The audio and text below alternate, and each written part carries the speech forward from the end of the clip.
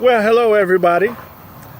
By now you probably know my face. This is Douglas Allen Frazier with By My Spirit. This is a video broadcast. Of course, I've got my broadcast on Spreaker. That's www.spreaker.com. You can also look that up as By My Spirit or the Douglas Allen Frazier Show. But this is a video production made from my traveling studio with my Samsung Note 4. So anyway, what I want to share with you is what I see in our current climate in America. And this is going to hit upon a number of areas that I see.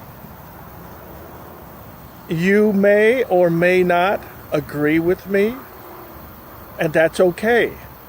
That's okay. Because for one thing, we live in a land that was founded upon the principles, Judeo-Christian principles, which give us what our founders saw was the First Amendment was probably the most important, freedom of speech.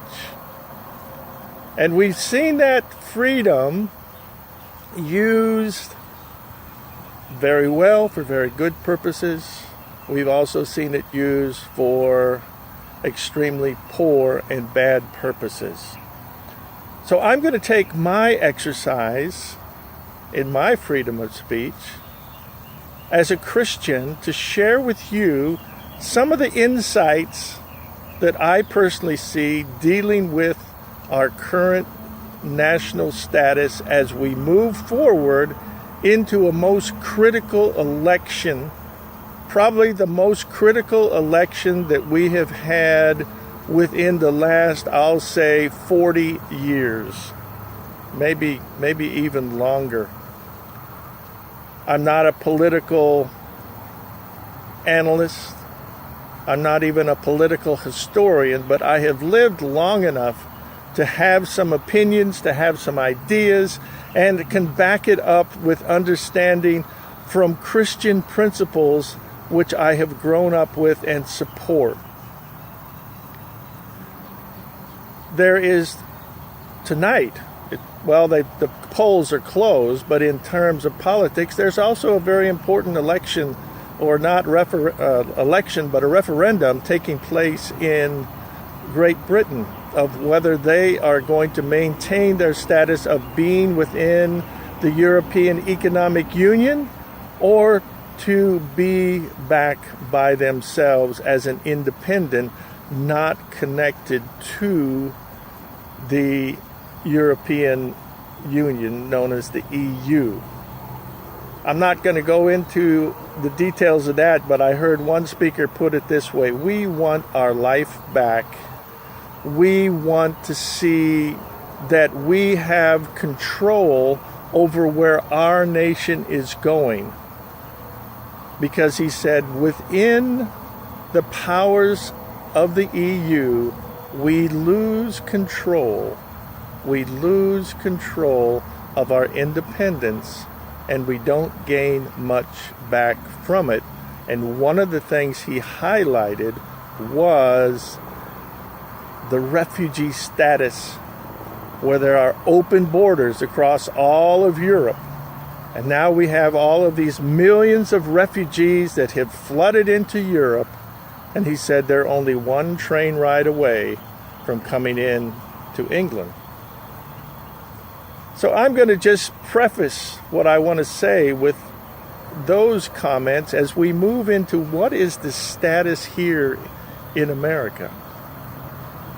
And I would go back before I go into that status. I'm sorry for the rambling because I've got no notes. I'm sitting out in the garden area at Global Spheres Center, just sharing with you what's coming off of my heart, what's coming off of my mind, and it might come out well from my lips, and sometimes I've got to back up. But here it is.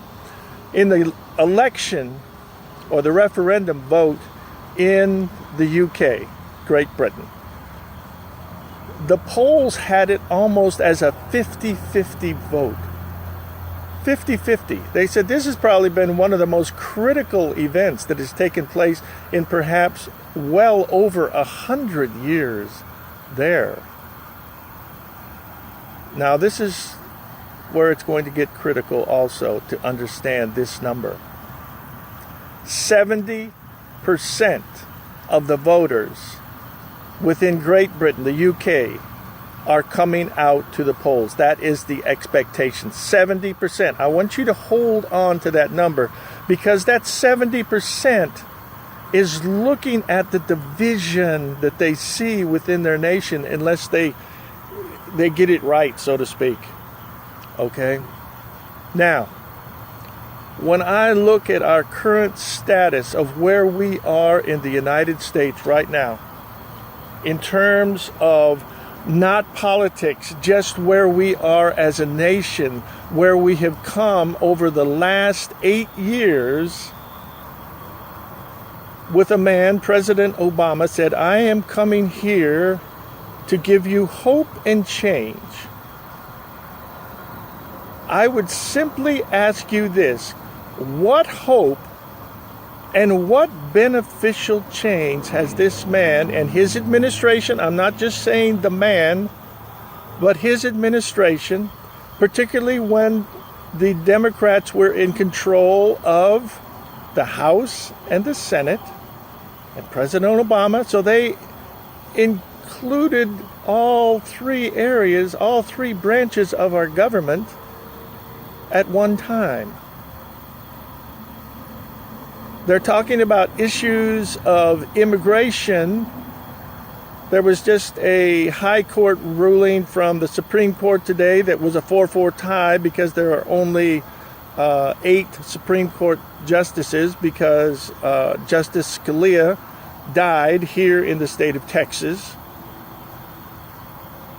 So it was a 4-4 tie. What that means is they go back to the ruling of the lower court, and the lower court said that Obama's call for amnesty that he wrote out was unconstitutional. He's taken far-reaching areas and gone beyond what the Constitution allows. Now, let's see where we are today. How did we get Obama? I'll tell you in one phrase. The Christians stayed home and failed to vote. It is a statistical fact that during the last election, 2012, between 24 and 25 million Christians who identify themselves as Christians stayed home and did not vote. I don't know if you were one of them. The issue at that time, while most Christians stayed home and did not vote, is because Mitt Romney is a Mormon. And so many of the quote-unquote evangelical leadership said we can't have a Mormon sitting in the White House. I'm not going to go into theology. I'm not going to go into their practices or their thoughts, but I'll put it this way.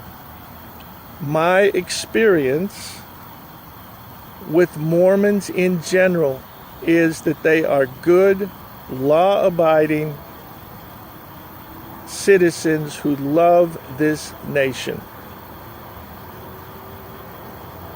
I don't think you could take that away from Mitt Romney. Now, some of that leadership who put down Mitt Romney have decided that they're going to support Donald Trump. Now, they might have, some of these obviously probably did support some of the other candidates, But the only one that is left standing is Donald Trump. And I'll have to say, in all honesty,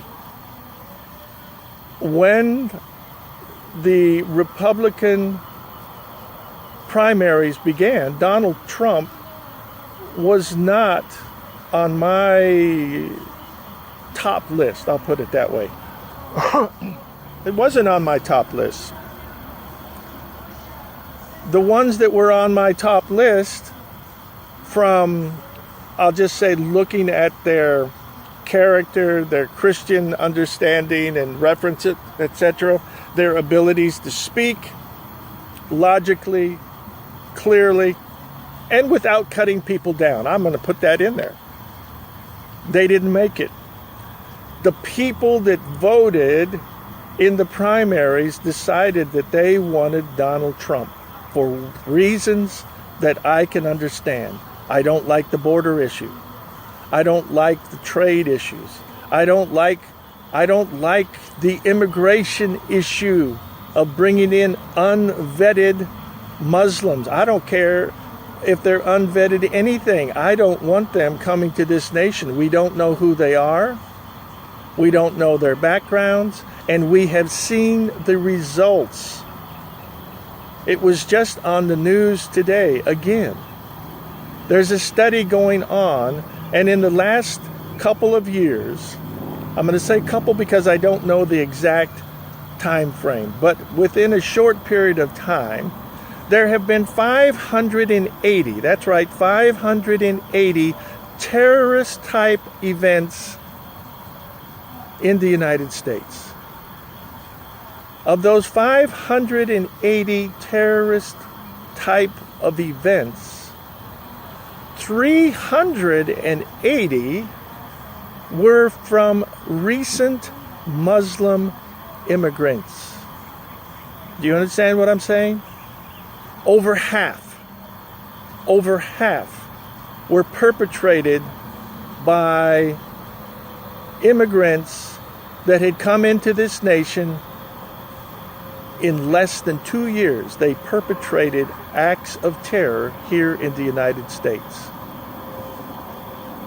Do you understand perhaps why Donald Trump could say that we want to keep these people out until we can understand what is going on? There's been all sorts of words that were said that really they were put in his mouth. They're not what he said. The news decided they would say them for him. His comments were, I want to keep the Muslims out until we can understand the problem and get them properly vetted to come into the United States. That's what he said. So those comments I agreed with. Now, some of his mannerisms I don't agree with. But we're going to have to get over that. I don't agree with a lot of the mannerisms of a lot of people. I'll put it this way, I don't even agree with a lot of the mannerisms of people that stand behind the pulpit. Now, maybe I'm an overcritical person, but that's a fact. That's me. I'm sharing who I am. But the fact is, those that voted for Trump were coming against the status quo in Washington, D.C. that has not got done what needs to get done. I'm talking about Democrats and Republicans. Now, the recent meeting that was held in New York City with Donald Trump and 1,000 identified as evangelical leaders. I know some of those people there that went to the meeting. I know them personally. I've spoken to them. I know their backgrounds. And I understand why they were invited to go. That being said, when they went, a lot of them had a lot of qualms. But from what I understand from an article that was written by Rick Joyner, some of you may or may not like Rick, but what he shared in the article I think was most important to understand. He said a lot of people went there with a lot of qualms.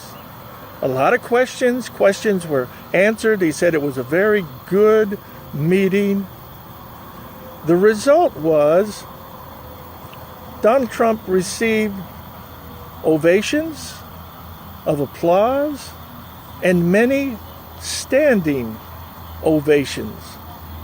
In other words, the people that came there began to see who they were hearing was different than they had heard perhaps on the stump. And they began to see that he has some real heart to him and can embrace the things that need to be embraced in this nation. The other portion that came out of that almost immediately there was a group of people that are both from a political background and from I'll just say the Church of America, getting together to formulate plans and ideas that they can share with Donald Trump and his group of people that will be surrounding him to give him a solid base. Now, that being said, with all of Donald Trump's problems that people want to bring up, he's been married, I guess, a couple of times. He's had other comments that, go against a lot of things that the church would disagree with as far as language or perhaps lifestyle. Okay? But let me back up just a second on that lifestyle and issue. How many of you remember the election for Ronald Reagan and the building up of what became the moral majority by Jerry Falwell? Jerry Falwell, bless his heart, was a very fundamental Baptist pastor, leader, university founder, Lynchburg, Virginia, Liberty University. He was extremely ostracized for bringing his support behind Ronald Reagan because, one, Ronald Reagan had been an actor in Hollywood. That's bad. Not as bad as it is today, okay, but that's the way the people saw it within the church at that time. He had also been previously married. So the church came against Ronald Reagan. And yet once Ronald Reagan was voted in and became our president, the 40th president of the United States, he did a tremendous job. There have been very few presidents that have represented our nation that have done some of the things that he did to change not only this nation for the better, but the world. You remember the statement? Take down the wall, Mr. Gorbachev. Take down the wall. At that point, the world changed for better. So what I'm trying to say is we had leadership, Christian leadership in Jerry Falwell that made a stand for Ronald Reagan. His son invited Donald Trump, I guess maybe one of the first speakers to come to Liberty University, and has backed Donald Trump. He's had other speakers. He had one of my favorite candidates, which was Ted Cruz from here in Texas. But he gave his backing to Donald Trump. Between the two, who would I call the manifestation of a stronger Christian? I would have to give the plus side to Ted Cruz. Between those two, okay, if I wanted to weigh just on those issues. But you see, there's too many people within the church today that don't have a clue of what politics are about and what we should be doing, because I think what happened, in my opinion, what happened, why do we have Roe versus Wade? Why do we have school prayer and the Ten Commandments out? It was because of the church and their do-nothing attitude back from the 60s and 70s. Those that were really facilitating a move of God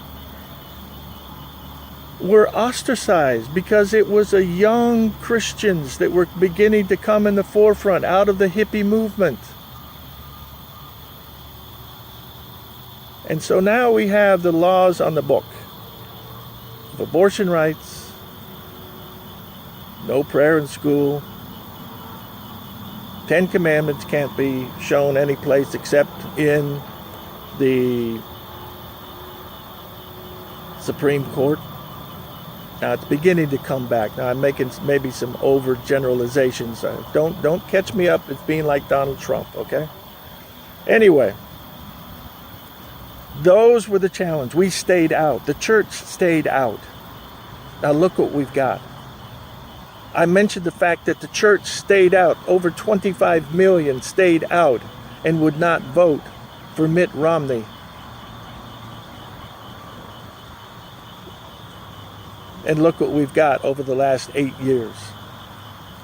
If there's any blame to be placed upon much of the situation in America and the divide that we find ourselves in, it can be laid at the feet of the church and the pastors standing in the pulpits who will not teach the truth. I'm going to make a bold statement. I'm not meaning to step on anybody's toes, but it's a fact. These are facts that cannot be denied. I'm going to speak for just in the closing moments to the black church. Why is it just a black church? What is wrong with the church being fully integrated? It's still said today the most separated day of the week is on Sunday when we have a black church and a white church. Praise God, I go to an apostolic center, a worship center, where that is not the case. We have a tremendously mixed congregation. It's an international congregation. But too much within the black church goes back, and they don't even know some of their own history. They don't even know some of their own Christian history. So what I'm going to do, I'm going to have to add on to this message because it's almost approaching 25 minutes. I'm not chastising the black church. I'm not criticizing. I'm not judging.